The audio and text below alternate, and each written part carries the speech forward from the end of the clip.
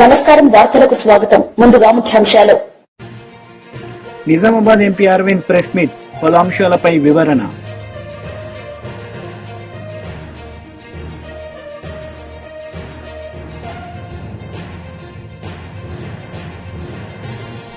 TDP MLC Panchumarthi Anuradha press meet, పలు అంశాలపై వివరణ. రాష్ట్రంలో కేసీఆర్ ఆనవాళ్లు లేకుండా చేసేందుకు సీఎం రేవంత్ రెడ్డి విశ్వ ప్రయత్నాలు చేస్తున్నారని మాజీ మంత్రి జగదీష్ రెడ్డి మండిపడ్డారు. కాంగ్రెస్ ప్రభుత్వం తెలంగాణ చరిత్ర లేకుండా చేసేందుకు ప్రయత్నం చేస్తుందని ఆరోపించారు. ఒకప్పుడు తెలంగాణకు విదేశాల్లో సైతం గౌరవం ఉండేదని ఇప్పుడు అసహించుకునేలా చేశారని మండిపడ్డారు. అనేక మంది ఉద్యమకారులు, అనేక విప్లవాలలో పనిచేసిన వాళ్ళు, విద్యార్థి ఉద్యమాల్లో పనిచేసిన వాళ్ళు మేము అనుకున్న సుదూర లక్ష్యాలు చేరుకున్నా సరే కనీసం ఈ తెలంగాణ తల్లి కొరకన్నా పనిచేయాలి, అన్ని వనరులు అన్నీ ఆగమైపోతున్న ఈ తెలంగాణ నేల తల్లిని విముక్తి చెయ్యాలి అని చెప్పి సాటుగా దొంగతనంగా మాట్లాడుకుంటూ చర్చించుకుంటూ ఆ పాటల్ని, ఆ సంస్కృతిని కొనసాగించే ప్రయత్నం చేస్తూ కనీసం బతుకమ్మ రూపంలోనైనా తెలంగాణను నిలబెట్టుకుందాం, తెలంగాణ తల్లిని విముక్తి చేసుకోవడానికి ప్రయత్నం చేద్దామని చెప్పి అనేక ప్రయాసాలు పడి కొనసాగించారు. ఆ సమయంలో కేసీఆర్ గారు వచ్చారు వేగుచుక్కలాగా. తెలంగాణ బాధలందరికీ, తెలంగాణ ఉద్యమకారులందరికీ, తెలంగాణ చరిత్రకారులందరికీ, తెలంగాణ ప్రేమికులందరికీ కూడా ఒక ఆసరాగా నిలబడి ఒక ధైర్యం ఇచ్చి తను ఇరుసుగా ఉండి తెలంగాణ ఉద్యమాన్ని నడుపుతూ వచ్చాను. ఆ ఉద్యమ క్రమంలోనే ఆ ఉద్యమమే సృష్టించుకున్న తల్లి తెలంగాణ తల్లి.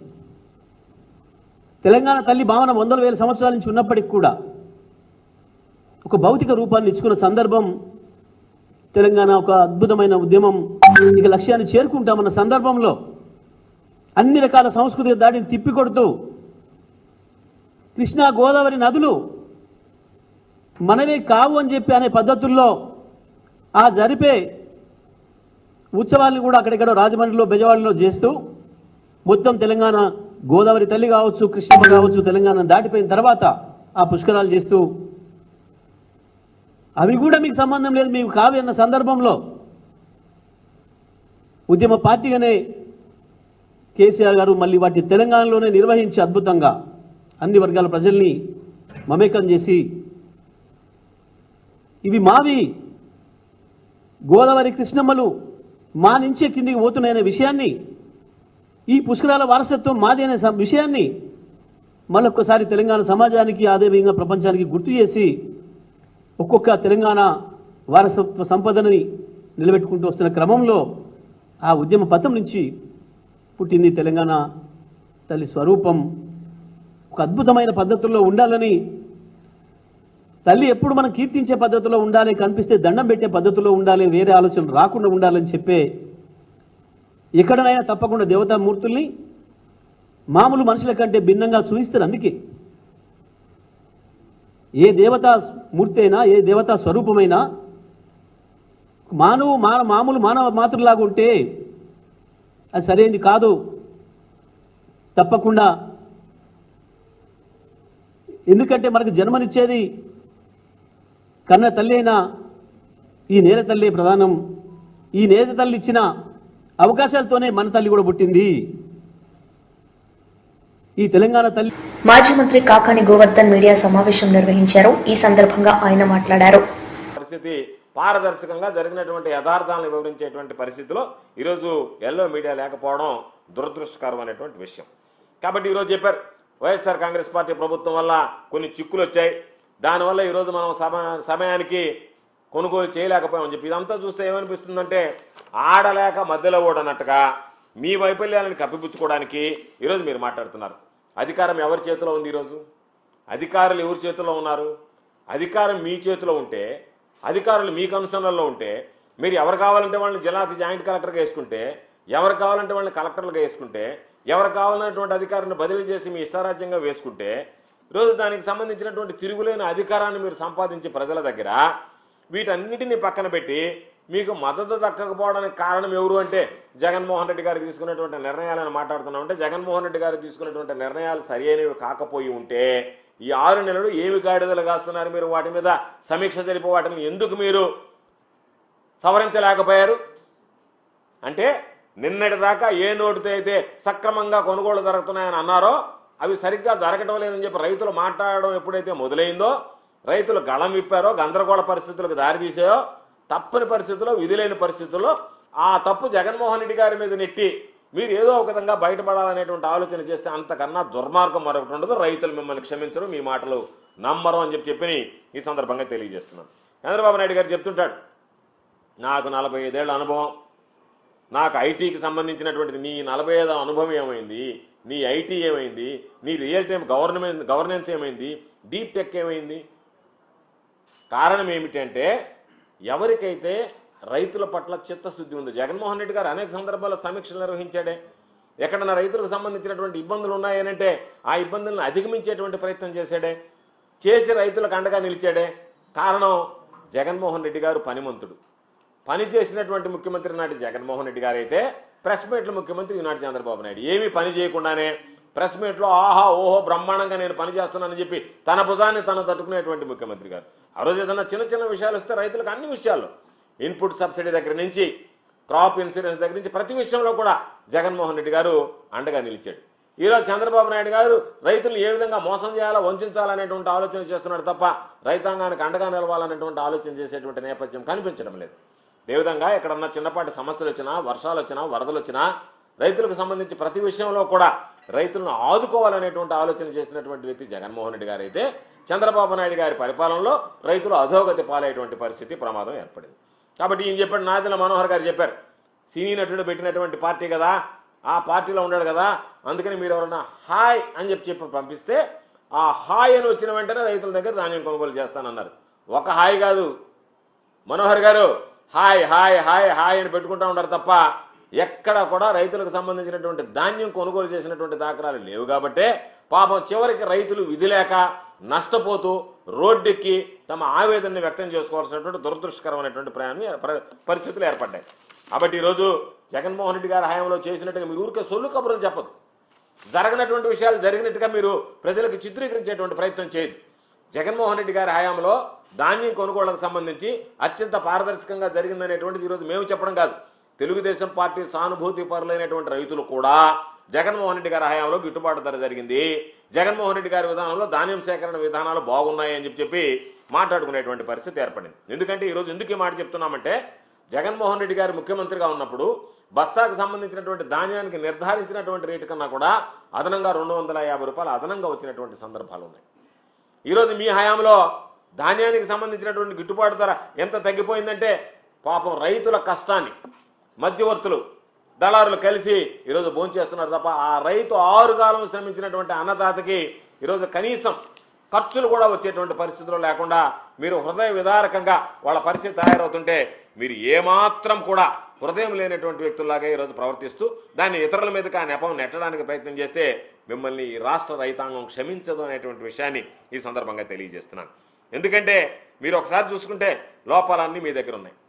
దాన్ని జగన్మోహన్ రెడ్డి గారి మీద చెప్తాడు, ఒకరోజు చంద్రబాబు నాయుడు గారు అధికారుల మీద సీరియస్ అయినాడు అని అంటారు. అంటే లోపం మీ దగ్గర ఉంటే మీరు కొనలేక కొనకూడదు అనుకుని దానికి సంబంధించినటువంటి చెల్లింపులు చేయలేము, చేయకూడదు అనేటువంటి ఆలోచనతో మీ ప్రియారిటీస్ వేరున్నాయి.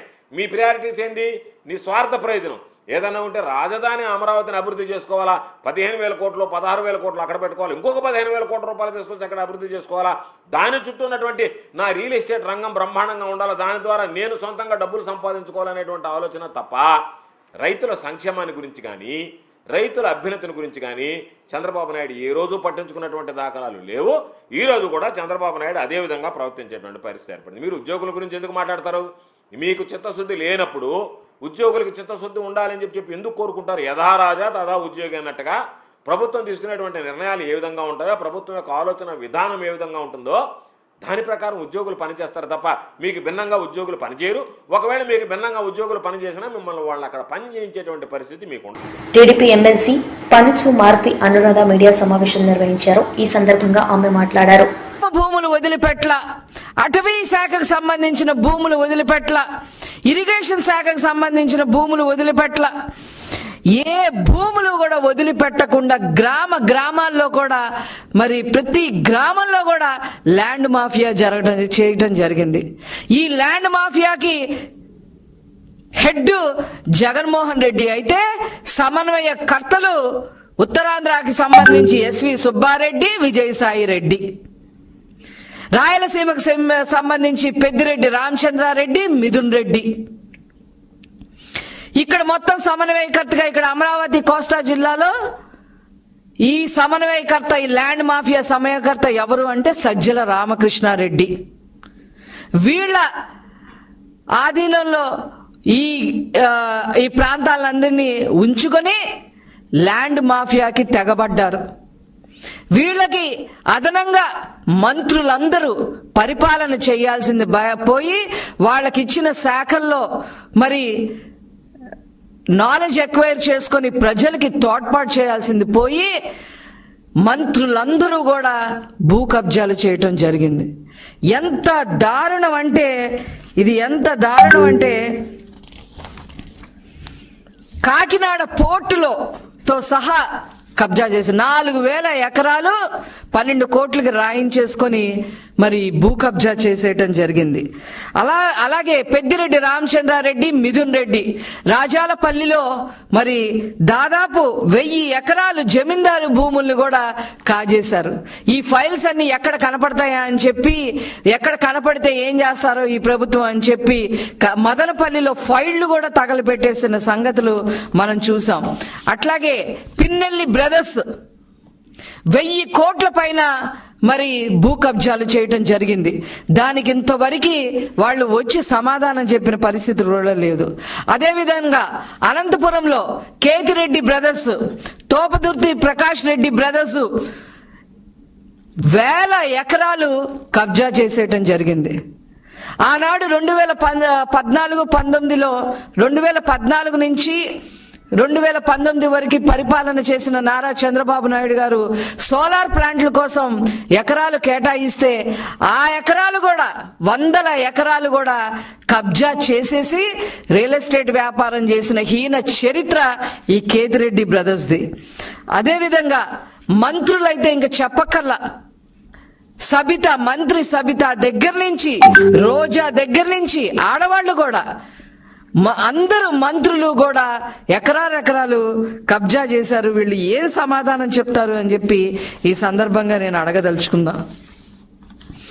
ఇకపోతే ఇవన్నీ ఒకటైతే ఆన్లైన్లో రికార్డులు మాయం చేసేయటం, యజమానుల్ని బెదిరించి రాయించేసుకోవడం, ఏదైనా వివాదంలో ఉన్న భూములుంటే మధ్యవర్తులుగా వ్యవహరించి లాక్కోవడం, ఇలాగా ఈ రకంగా ఎక్కడ హద్దు అదుపు లేకోకుండా మొత్తం ల్యాండ్ మాఫియా గ్రామానికి పాకించేసిన హీన చరిత్ర ఈ వైసీపీది.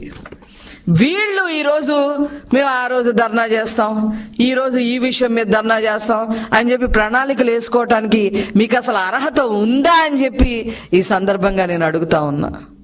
డాన్సర్ అసోసియేషన్ నుంచి శాశ్వతంగా తొలగించాలన్న వార్తల్లో నిజం లేదని ప్రముఖ కొరియోగ్రాఫర్ జానీ మాస్టర్ స్పష్టం చేశారు. పదవీ కాలం ముగియకుండానే సొంత నిర్ణయాలు తీసుకుని అసోసియేషన్ ఎన్నికలు నిర్వహించడంపై న్యాయపరంగా పోరాడుతున్నట్లు జానీ మాస్టర్ తెలిపారు. అందరికి నమస్కారం, నేను మీ జానీ మాస్టర్. పొద్దునుంచి ఒక ఫేక్ న్యూస్ నడుస్తుంది, నన్ను డాన్సర్స్ యూనియన్ నుంచి శాశ్వతంగా తొలగించారని చెప్పి. అదంతా ఫేక్, నమ్మద్దు. నన్ను ఏ యూనియన్ నుంచి తీసేయలేదు, నా కార్డు ఎవరు తీసేయలేదు. నేను డాన్సర్స్ యూనియన్లో మెంబరు. అండ్ అలాగే ఏదైతే ఈ ఎలక్షన్స్ నిన్న జరిగినాయో ఈ లీగల్గా నేను ఫైట్ చేస్తున్నాను. ఆ వివరాలు తొందరలో చెప్తాను. అండ్ మీ అందరికీ నేను ఇంకొకసారి చాలా థ్యాంక్స్ చెప్పుకుంటున్నాను. నన్ను చాలా ఆదరించారు మీడియా మిత్రులు కానీ, పత్రికా మిత్రులు కానీ. సో కొన్ని ఛానల్స్ మాత్రమే ఇది అవతల మనసులు బాధ పెట్టేలాగా, అంటే తెలుసుకోకుండా న్యూస్ ఉన్నది లేనిది పెట్టేస్తున్నారు. కరెక్ట్గా న్యూస్ తెలుసుకుని పెట్టండి, ఎందుకంటే దానివల్ల అవతల మనసులు బాధపడతాయి. ఇప్పుడు శాశ్వతంగా తీసేశారు, ఇదంతా తప్పుడు ప్రచారం. శాశ్వతంగా నన్ను ఎవరు తీశారు? ఎవరు తీయలేదు. నన్నే కాదు, ఎవరిని కూడా శాశ్వతంగా తీయలేరు. ఎందుకనంటే పనిని, టాలెంట్ని ఆపే హక్కు ఎవరికి లేదు. ఎవరు ఎక్కడైనా పని చేసుకోవచ్చు. సో దయచేసి అందరికీ ఇంకొకసారి నమస్కరిస్తూ, నేను మీ జానీ మాస్టర్. తొందరలో మంచి సాంగ్తో వస్తాను. నా రిహార్సల్స్ నడుస్తున్నాయి. సినీ నటుడు మోహన్ బాబు కుటుంబంలో విషాదం దృష్ట్యా హైదరాబాద్ జల్పల్లిలోని మోహన్ బాబు ఇంట్లో చర్చలు జరుగుతున్నాయి. సన్నిహితుల సమక్షంలో మోహన్ బాబు, విష్ణు, మనోజ్ మధ్య చర్చలు జరుపుతున్నారు. ఈ నేపథ్యంలో ఆస్తి కోసమో డబ్బు కోసమో పోరాటం చేయట్లేదని మంచు మనోజ్ తాను చేసేది ఆత్మగౌరవ పోరాటమని మీడియాకు వెల్లడించారు.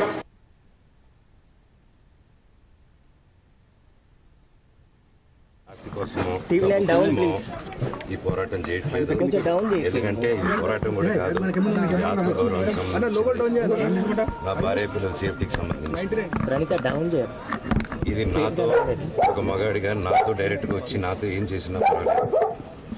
నా భార్య పేరు ఇంక్లూడ్ చేయడం, నన్ను తొక్కేదానికి, నా 7 నెలల పాపని ఇంక్లూడ్ చేయడం, నా బిడ్డలు ఇంట్లో ఉండగానే అలా బిహేవ్ చేయడం కరెక్ట్. ఈరోజు పోలీస్ దగ్గరికి నేను వెళ్ళి ప్రొటెక్షన్ అడిగాను. నేను మొన్న వచ్చి అడిగినప్పుడు మీకు అన్ని ఎవిడెన్స్లు ఇస్తాను, ఎస్ఐ గారు ఇక్కడి నుంచి వచ్చి నేను ఇస్తాను సార్ ప్రొటెక్షన్ చూపించాను. బౌన్సర్లు అందరూ అడుగుకొని దాక్కున్నారని చూపించాను. అది కొంచెం చూసి ఓకే సార్ మీ ధైర్యంగా ఉండండి, మేము ఎక్కడికి వెళ్ళట్లేదని చెప్పి మాట్లాడి పారిపోయాను. ఇప్పుడు కానిస్టేబుల్స్ వచ్చి అందరూ నా మనుషులందరినీ భయపించి ఇప్పుడు వాళ్ళ పేర్లు తీసుకొని. నిజామాబాద్ ఎంపీ ధర్మపురి అరవింద్ మీడియా సమావేశం నిర్వహించారు. ఈ సందర్భంగా ఆయన మాట్లాడారు. వార్తలు ముగించే ముందు ముఖ్యాంశాలు మరోసారి. Nizamabad MP Arvind press meet, పలు అంశాలపై వివరణ.